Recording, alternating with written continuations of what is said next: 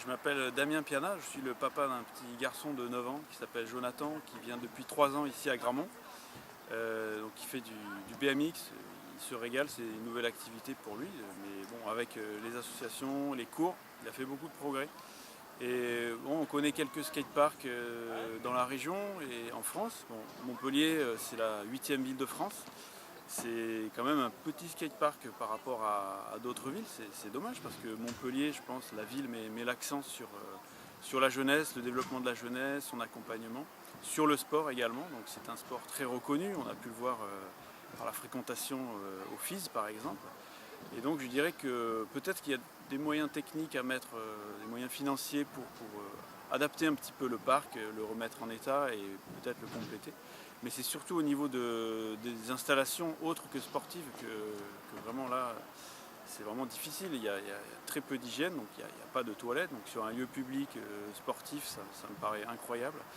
Le point d'eau, bon, il a le mérite d'exister, mais il est quand même pas très hygiénique.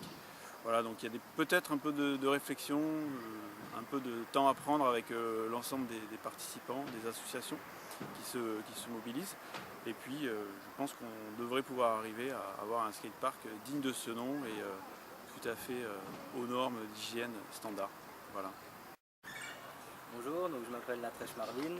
Ça fait 2 ans que je ride sur le parc de Gramont et je trouve que c'est plutôt pas mal. Ils ont replaqué la méga rampe, je trouve que c'est franchement super.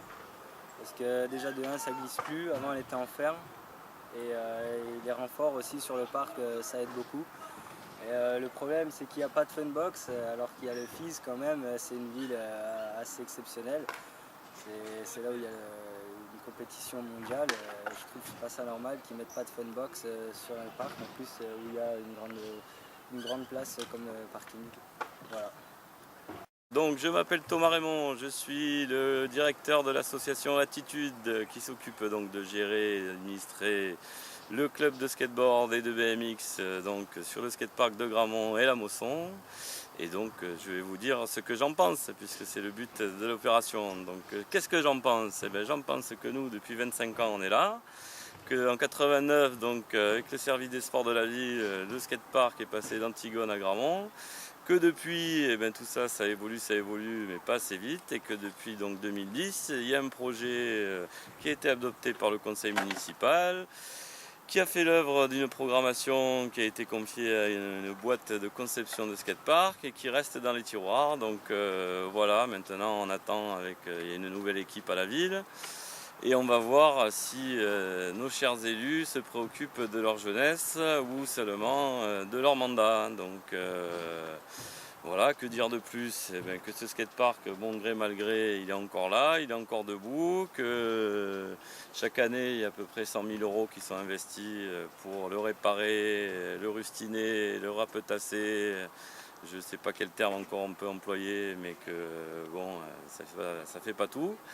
Et que donc on attend de voir maintenant, une fois que les élus seront en place, c'est-à-dire à peu près maintenant, comment ils vont appréhender ces projets, que ce soit le skatepark de Gramont, celui de la Mosson, il est pas mal aussi, donc il y a du boulot.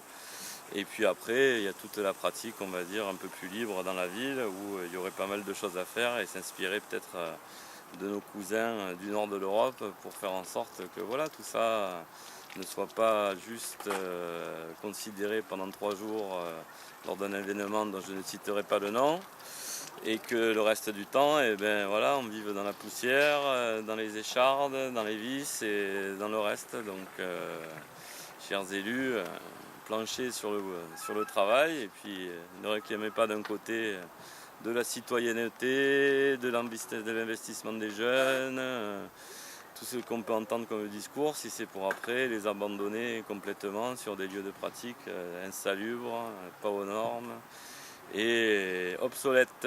Merci à tous.